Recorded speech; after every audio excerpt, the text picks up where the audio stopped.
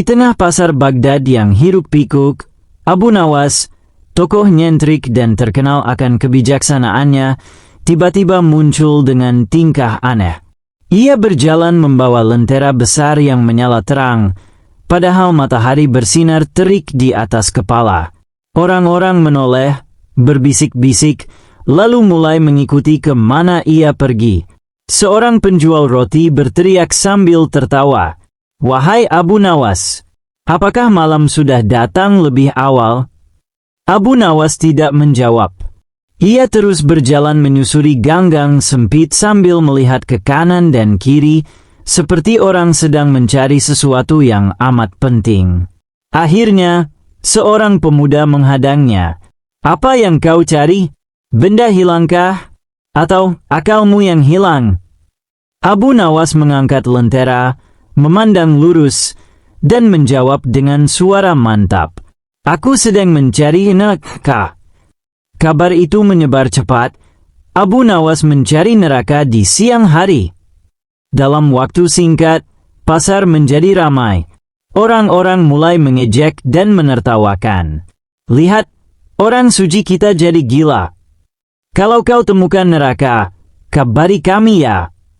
Mungkin neraka ada di kantong dompetku yang selalu kosong."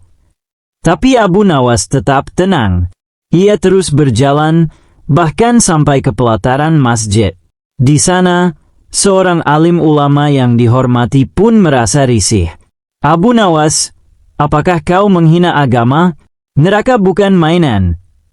Dan tanpa banyak kata, Abu Nawas dibawa ke hadapan Khalifah Harun al-Rashid karena dianggap menyesatkan dan menghina ajaran agama. Di Istana Megah, Khalifah duduk di singgasananya yang agung. Di sekelilingnya, para penasihat, ulama, dan hakim duduk penuh wibawa. Abu Nawas berdiri tenang di hadapan mereka, masih menggenggam lentera yang padam. Khalifah berbicara, "Wahai Abu Nawas, apa maksudmu berjalan keliling kota dengan lampu menyala dan mengatakan mencari neraka? Jelaskan, atau aku akan menuduhmu menyebar fitnah." Abu Nawas menunduk sejenak, lalu menjawab dengan suara jernih, "Wahai Amirul Mukminin, aku hanya rakyat kecil yang bingung. Belakangan ini, aku mendengar banyak orang bicara seolah mereka tahu isi hati manusia. Mereka menunjuk seseorang dan berkata, 'Dia ahli surga,' atau yang lebih sering, 'Dia pasti masuk neraka.' Lalu aku bertanya-tanya, di mana mereka melihat neraka itu? Apakah bisa kulihat juga? Maka aku membawa lampu, berharap bisa menemukan neraka yang mereka maksud." Ruangan menjadi hening. Khalifah memandang Abu Nawas dalam-dalam. Para ulama yang tadinya siap menghakimi, kini saling berpandangan dengan canggung. "Kau tidak menghina agama," ucap Khalifah perlahan. "Kau menghina kesombongan manusia yang merasa bisa menggantikan Tuhan." Abu Nawas hanya tersenyum dan menunduk. Khalifah pun berkata, "Lepaskan dia, dan biarkan dia berjalan lagi dengan lentera itu, karena mungkin kitalah yang butuh cahaya untuk melihat diri sendiri." Setelah dilepaskan oleh Khalifah, Abu Nawas kembali ke rumahnya yang sederhana. Tapi hatinya belum tenang. Ia menyalakan lentera itu kembali, menatap cahayanya yang bergoyang pelan. "Wahai cahaya," gumamnya lirih, "kau mampu menembus gelap, tapi bisakah kau menembus hati yang tertutup oleh kesombongan?" Malam itu ia bermimpi. Dalam mimpinya, ia berjalan dalam lorong gelap. Di sisi kanan, ada orang-orang bersorban yang memegang tongkat dan kitab. Di sisi kiri, ada pengemis, penjahat, wanita malam, dan anak-anak yatim. Semua menunjuk satu sama lain. Dia masuk neraka. Dia berdosa. Dia kafir. Dia lebih buruk dari aku. Namun di ujung lorong itu, cahaya terang muncul. Sebuah suara menggema, bukan dari atas, tapi dari dalam hatinya. "Kau sibuk menunjuk orang lain, padahal jarimu sendiri belum bersih. Neraka tidak perlu dicari, ia tumbuh dalam kesombonganmu. Abu Nawas terbangun dengan keringat dingin keesokan harinya. Abu Nawas kembali membawa lentera. Tapi kali ini, ia menuju masjid tua di pinggiran kota, tempat anak-anak miskin mengaji. Di sana, ia meletakkan lentera itu di tengah dan berkata, "Anak-anak, hari ini kita tidak belajar huruf.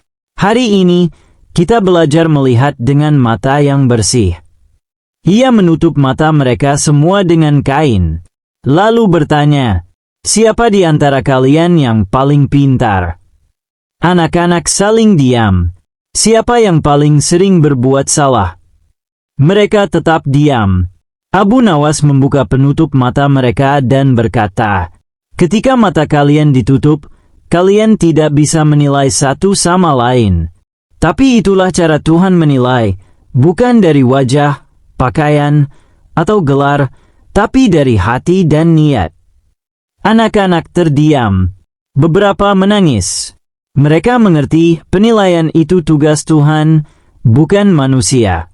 Di hari Jumat, ketika kota Baghdad berkumpul untuk salat, Abu Nawas naik ke tangga masjid. Ia membawa lentera besar dan berdiri di hadapan jemaah yang membludak. "Wahai penduduk Baghdad," serunya, "siapa yang ingin masuk surga, angkat tangan." Semua tangan terangkat. Siapa yang yakin bahwa tetangganya layak masuk neraka?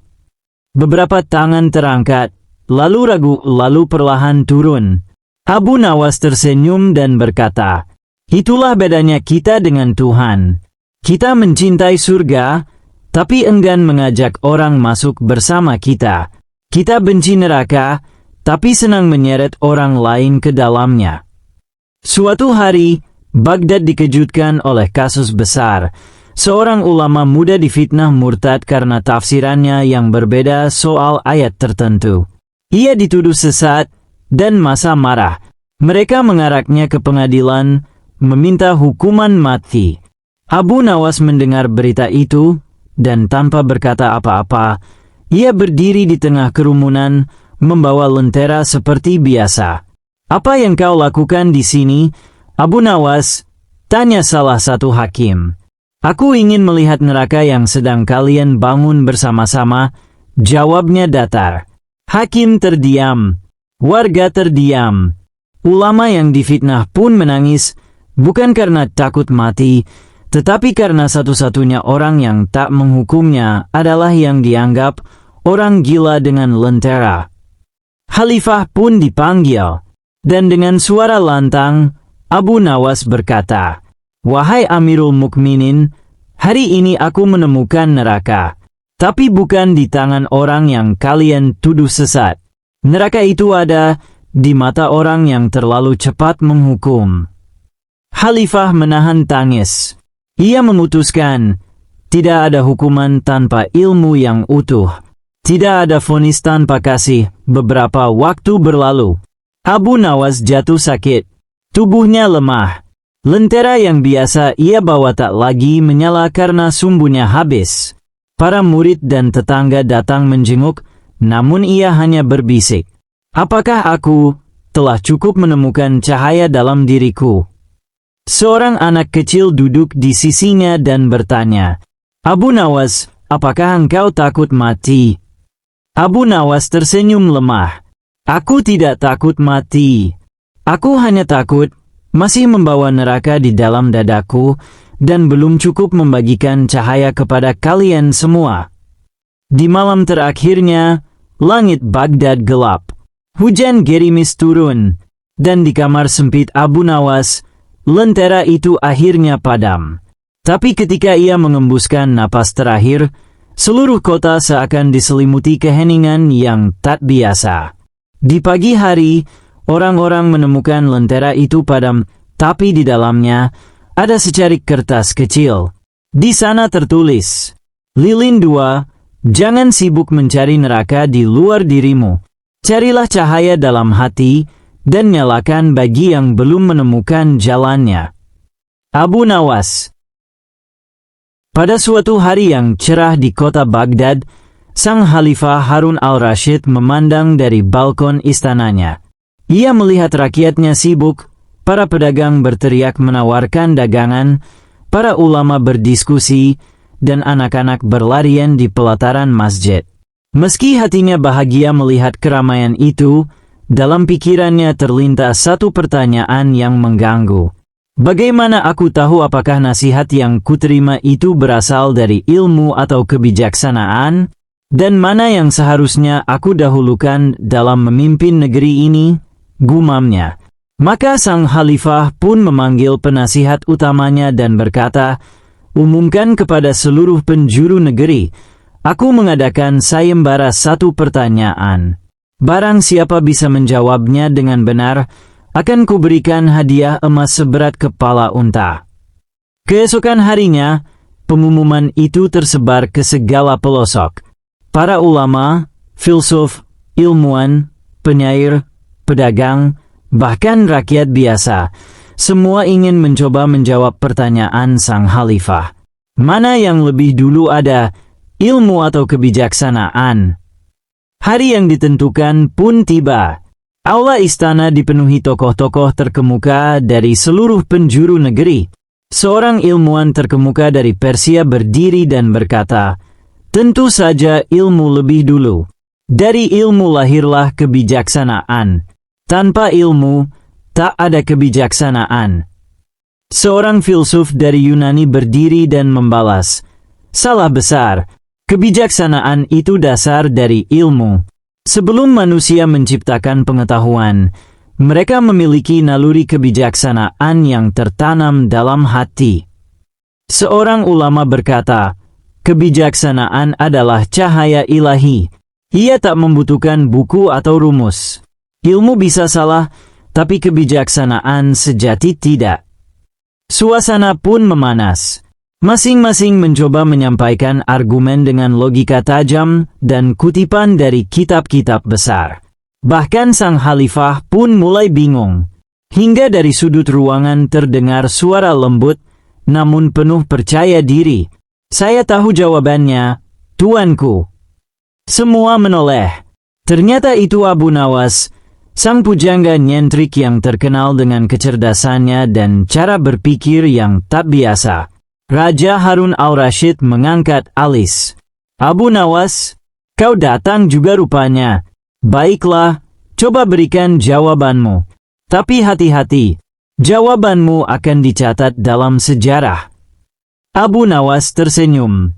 Ia berdiri, berjalan pelan ke tengah aula, lalu berkata, tuanku, izinkan hamba bertanya terlebih dahulu, mana yang lebih dulu melangkah, kaki kanan atau kaki kiri?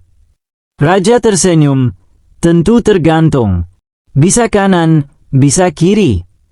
Tepat sekali, tuanku, jawab Abu Nawas.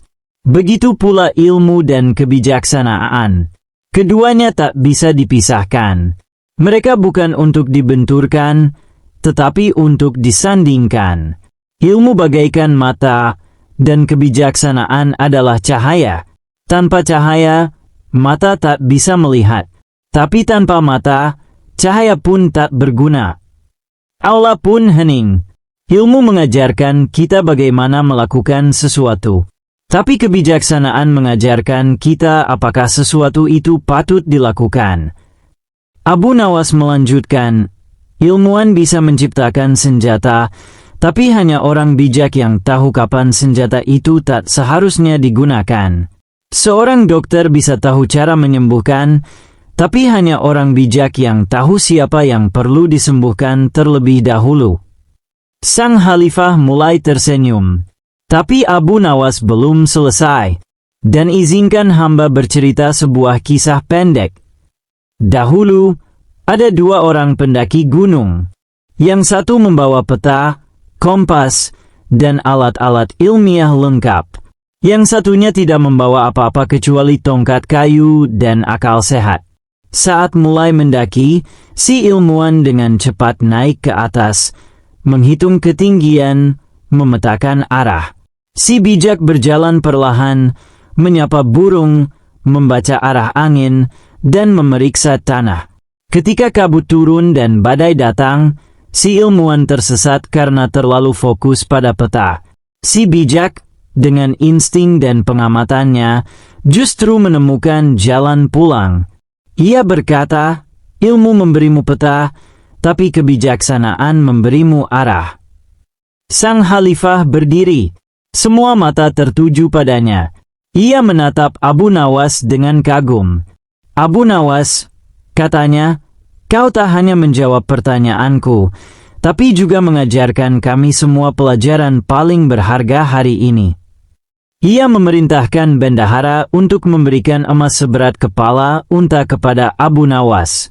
Tetapi Abu Nawas berkata, Tuanku, bolehkah hamba menukar emas itu dengan sesuatu yang lebih ringan tapi lebih langgeng?